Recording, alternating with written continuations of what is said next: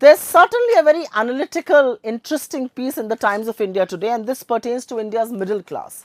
Mr. Modi has done for them what 13 prime ministers could not. You heard that right.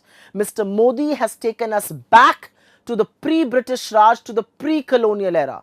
And no, I'm not joking. I'm not being sarcastic either. The average middle class income as a base is 2.6 lakhs a year, which roughly translates to about 20,000 per month. Now, this makes the share of middle class income in the national income at levels one had seen in 1820, which is the pre-colonial era, the pre-British Raj.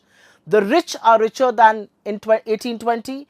The poor, of course, have sunk deeper into poverty, but this government clearly doesn't care.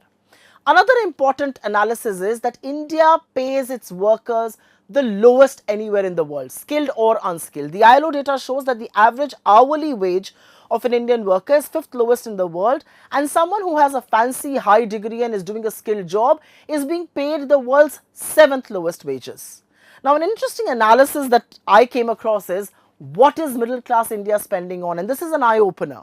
A decade back, the largest share of urban households, apart from the food expense, was on education.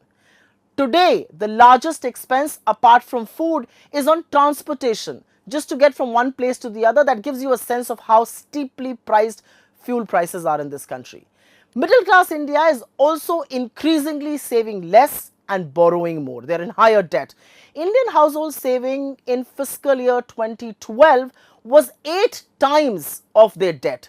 Today, the household savings is just 4 times of their debt. It's almost halved. An interesting factoid, and this is something that I came across and I thought one should share here, is how long would it take to pay for a house, a car and an iPhone? Now let's look at house prices. If average income is 22,000 rupees, a house in Delhi for instance, the average price would be 10,000 square feet. You buy a basic unit of 1,000 square feet, it will cost you 1 crore rupees. It takes about 38 years of your salary to pay for that house. You buy a car, an average car price 13 lakh rupees. It will take 5 years of your salary to pay for that car.